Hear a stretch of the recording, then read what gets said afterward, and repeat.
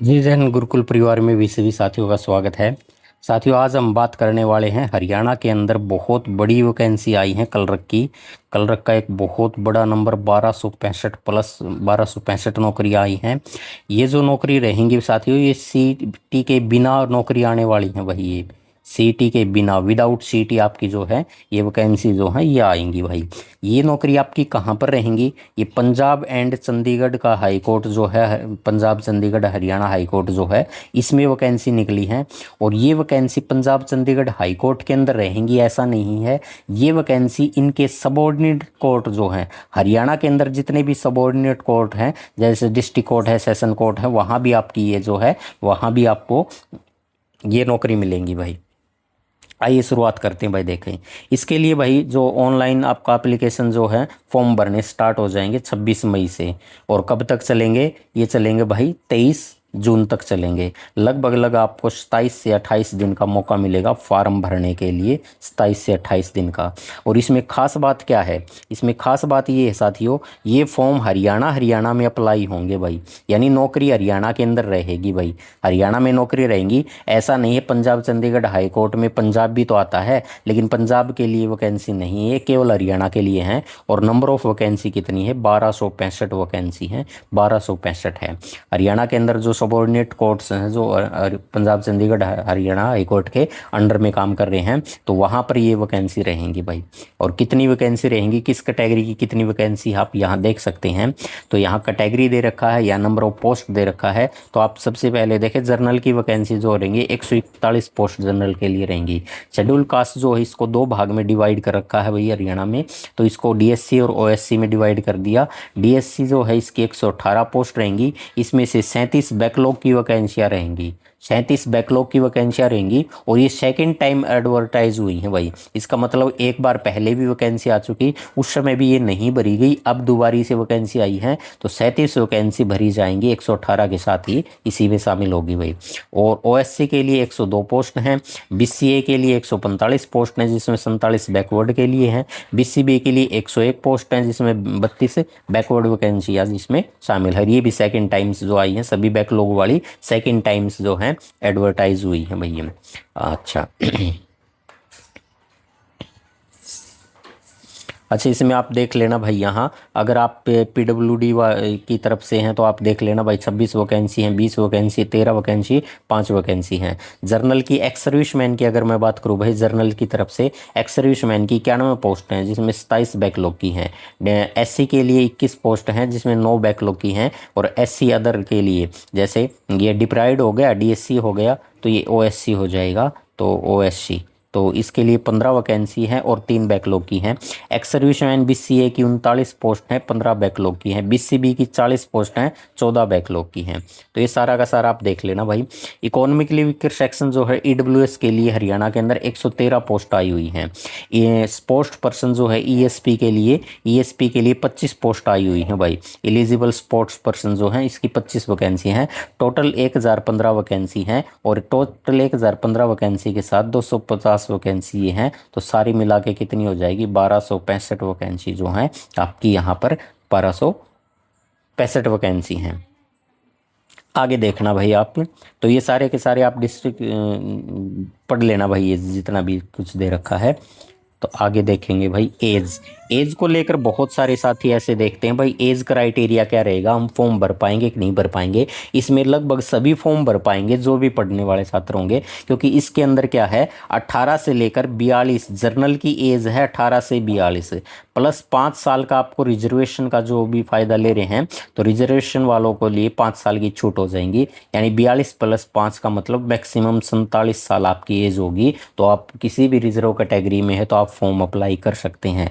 Journal के लिए 18 minimum age है और मैक्सिमम 42 है। जर्नल को किसी प्रकार का कोई भी एज का रिलैक्सेशन नहीं दिया जाएगा भाई। शेड्यूल कास्ट जो है, बीएससी, ओएससी, डीएससी जो है, ओएससी, डीएससी, और यहाँ पर बैकवर्ड क्लास के अंदर बीसीए, बीसीबी, BCA BCB, तो इन दोनों को 5 साल का छूट दी गई है भाई। 47 साल जो है इनकी मैक्सिमम एज है भाई। डिसेबल्ड पर्सन जो हैं तो उसमें देख ले मिनिमम 28 है और 10 साल का आपको इलेक्शन आप पढ़ लेना भाई। एक्स सर्विस मैन के लिए भी है 18 जो है मिनिमम एज है और मैक्सिमम आप पढ़ लेना भाई यहाँ पर आप जो हैं। तो यहाँ देख लेना भाई आगे।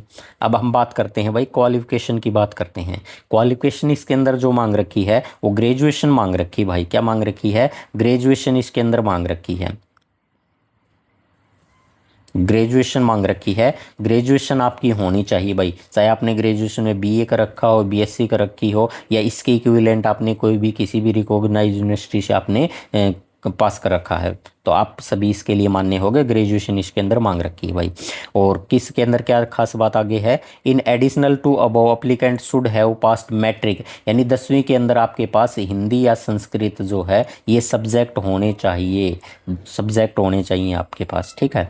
और 10+2 या फिर BA MA के अंदर आपने हिंदी और सब्जेक्ट आपके पास होगा, और ये चीज़ आपको ध्यान रखनी है भाई। डिस्क्वालीफाई के अंदर क्या दे रखा है? डिस्क्वालिफिकेशन। डिस्क्वालिफिकेशन के अंदर देख लेना भाई, ये वाली डिस्क्वालिफिकेशन जिसके अंदर होगी वो फॉर्म नहीं भर पाएगा। पे एंड अलाउंस क्या होगा वो हरियाणा गवर्नमेंट के ड्यूटी के रूल जो होंगे ये इसमें शामिल है। Nationality domicile Haryana character certificate जो होंगे ये आप देख लेना, इसके अंदर रूल जो है 1997 के हैं। रेगुलर गवर्नमेंट एम्प्लॉय जो होंगे भाई उनको एनओसी जो है, एनओसी जो है वो आपको इसके अंदर आपके चैनल के थ्रू आपने फॉर्म भरना पड़ेगा। अगर कोई गवर्नमेंट जॉब है और इस फॉर्म को भरना चाहता है तो आपका एनओसी या जो है आपके पास होनी चाहिए, और आप डिपार्टमेंट के थ्रू आपको जो भी फॉर्म भरना पड़ेगा आपको। आगे है भाई, ये देखो इसके अंदर फीस ऑनलाइन आपकी जो रहेगी ये नॉट रिफंडेबल रहेगी। आपने फॉर्म भर दिया तो रिफंड नहीं होगा इसके अंदर से। तो देखो इसके अंदर क्या है, जैसे BCA BCB यानी जितनी भी रिजर्व कैटेगरी हैं, जितनी भी रिजर्व कैटेगरी हैं उनके लिए फ़ीस का चार्ज 550 रहेगा, और एग्जामिनेशन फ़ीस भी इसी के अंदर शामिल होगी। तो टोटल आपको 710 रुपये जो है वो फ़ीस के रूप में सबमिट करना है, फ़ीस सबमिट करवानी है आपको। और किसके लिए है? पर्सन बेंचमार्क डिसेबिलिटी इनके लिए नील रहेगी भाई, कोई उनका चार्ज नहीं रहेगा। अदर कैटेगरी जो होगी मेल अदर कैटेगरी का मतलब ये जनरल कैटेगरी बचगी भाई। उसके बाद तो जनरल कैटेगरी मेल और जनरल कैटेगरी फीमेल। तो मेल के लिए 550 प्लस 650 आपको एग्जामिनेशन फीस यानी 1200 देने हैं, और फीमेल जो होंगी जनरल कैटेगरी से उनको 550 प्लस 320 जो है कितने पैसे देने पड़ेंगे? 875 जो है ये आपको ऑनलाइन फीस सबमिट करवानी पड़ेगी भाई। अदर जेंडर कॉलम सेल भी है, ये देख लेना भाई। स्पेशल इंस्ट्रक्शंस क्या दे रखे हैं भाई इसमें तो ये आप पढ़ लेना इसको, ये PDF भी आपको टेलीग्राम चैनल पे डाल दी है। एडमिट कार्ड, डेमो टेस्ट वगैरह ये आप देख लेना भाई, ठीक है ना। ये तो बाद की बात है। Date of examination, centres and date of examination जो होंगे ये भी बाद की बात है, पहले फॉर्म भरे जाएंगे। मोड ऑफ सिलेक्शन, सिलेक्शन का मोड क्या रहेगा भाई इसके अंदर? सिलेक्शन का मोड क्या रहेगा? आपका एक CBT टेस्ट होगा, CBT कंप्यूटर बेस्ड टेस्ट होगा, कंप्यूटर बेस्ड टेस्ट होगा। टेस्ट जो होगा वो आपका 2 घंटे का होगा। आपका रिटर्न का जो एग्जाम होगा, आपका रिटर्न का एग्जाम जो होगा वो एग्जाम आपका कितने होगा? 2 घंटे का रहेगा, जिसके अंदर आपसे जनरल नॉलेज पूछी जाएगी और इंग्लिश पूछी जाएगी भाई। इंग्लिश के अंदर आपको जनरल नॉलेज जो होगी वो आपका ऑब्जेक्टिव ही होगा। जनरल नॉलेज का जो भी टेस्ट होगा, जीके का जो टेस्ट होगा, जीके का टेस्ट आपका ऑब्जेक्टिव होगा। इसमें 50 क्वेश्चन रहेंगे, प्रत्येक क्वेश्चन 1 मार्क का रहेगा, ईच क्वेश्चन 1 मार्क्स। तो 50 नंबर में आपका GS हो गया इसके अंदर। और क्या है? इंग्लिश, दूसरा सेक्शन आपका इंग्लिश का होगा, और 2 ही घंटे के अंदर दोनों चीज़ करनी है आपको। तो इंग्लिश कंपोजिशन के अंदर आपका इंग्लिश का ऑब्जेक्टिव भी होगा और इंग्लिश का सब्जेक्टिव भी होगा। इंग्लिश को 2 सेक्शन में डिवाइड कर रखा भाई इन्होंने, इंग्लिश को 2 सेक्शन में डिवाइड कर दिया। तो इंग्लिश ऑब्जेक्ट और इंग्लिश सब्जेक्टिव दोनों में होंगी। 50 क्वेश्चन होंगे इंग्लिश के ऑब्जेक्टिव, एक क्वेश्चन 1 नंबर का ही होगा, यानी ओहो 50 क्वेश्चन रहेंगे, हाँ ठीक है। इस 50 क्वेश्चन में 20 क्वेश्चन तो आपके रहेंगे ऑब्जेक्टिव, और 30 क्वेश्चन जो 30 नंबर जो रहेंगे वो 30 नंबर आपके रहेंगे डिस्क्रिप्टिव के, सब्जेक्टिव के। तो 20 नंबर का तो आपका ऑब्जेक्टिव होगा, ऑब्जेक्टिव क्वेश्चन आएंगे, एक क्वेश्चन 1 नंबर का रहेगा, तो 20 क्वेश्चन आएंगे, 20 क्वेश्चन आएंगे, 20 नंबर में हो गया। और आपको 30 नंबर में जो आएगा वो ऐसे आपको लिखना है, 150 वर्ड के अंदर लिखना है, लेटर प्रेस लिखना है आपको, ट्रांसलेट करना है आपको हिंदी टू इंग्लिश जो है वो 10 नंबर का ही रहेगा। तो 10 नंबर में आपको ऐसे आएगा, 5 नंबर में आपको प्रेसी मिलेगी, लेटर मिलेगा, 5 में प्रेसी मिलेगी, और 10 में आपको ट्रांसलेट करना है हिंदी टू इंग्लिश जो। तो 30 नंबर, 20 + 30 यानी 50 नंबर में क्या हो जाएगी, आपकी इंग्लिश हो जाएगी। यानी कहने का मतलब है टोटल 100 नंबर का आपका पेपर होगा। इस 100 नंबर के पेपर में एक चीज़ और भी दे रखी है भाई, क्वालिफिकेशन का जो क्वालिफाइंग नेचर जो रहेगा, इसका मार्क्स का नेचर रहेगा वो 33% आपको इस सब्जेक्ट में लेने पड़ेंगे, 33% आपको प्रत्येक सब्जेक्ट में लेने पड़ेंगे। और आपको टेस्ट के अंदर जो कम से कम भी ऑब्टेन मार्क जो आपको लेने हैं, प्राप्त अंक लेने हैं, 40% प्राप्त अंक लेने हैं। आपके साथ ऐसा हो सकता है इंग्लिश में मान लो जीएस में आपके अच्छा जीएस में थोड़ा ज़्यादा कर लेते हैं, जीएस में आपके मान लो 45 नंबर आ गए भाई, 45 नंबर अपने जीएस में ले लिए, और यहाँ इंग्लिश में आपके 33 नंबर आ गए, 33% आपने ले लिए, और यहाँ 45% ले लिए, तो आपका पेपर पास नहीं होगा।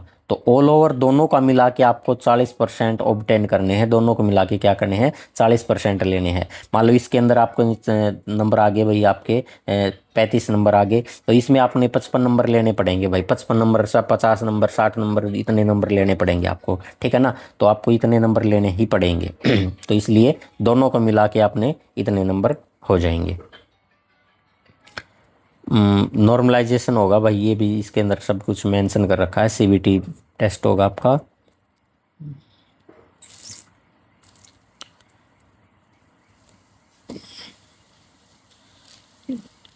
आंसर की उसके बाद आएंगे, आंसर की का तो कोई बात नहीं है।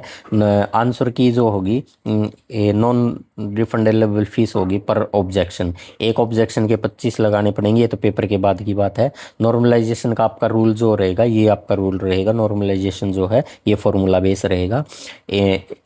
इंस्ट्रक्शन वगैरह जो है ये आप देख लेना भाई।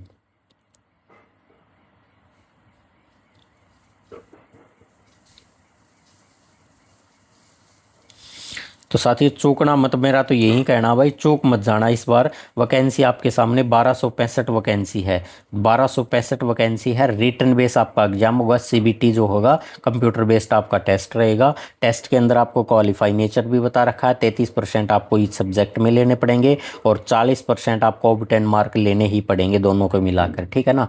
और उसके बाद आपकी जो मेरिट बनेगी उस मेरिट बेस आपका जो हो जाएगा। इसमें देख लेना भाई, ईडब्ल्यूएस कैटेगरी का जो है ये आपको जो सर्टिफिकेट मिलेगा वो कौन सा सर्टिफिकेट कब तक का वैलिड मिलेगा। बीसीए बीसीबी का भी इसमें दे रखा है, तो आप देख लेना भाई, इसको पढ़ लेना पूरे को। तो सभी साथियों का बहुत बहुत धन्यवाद भाई।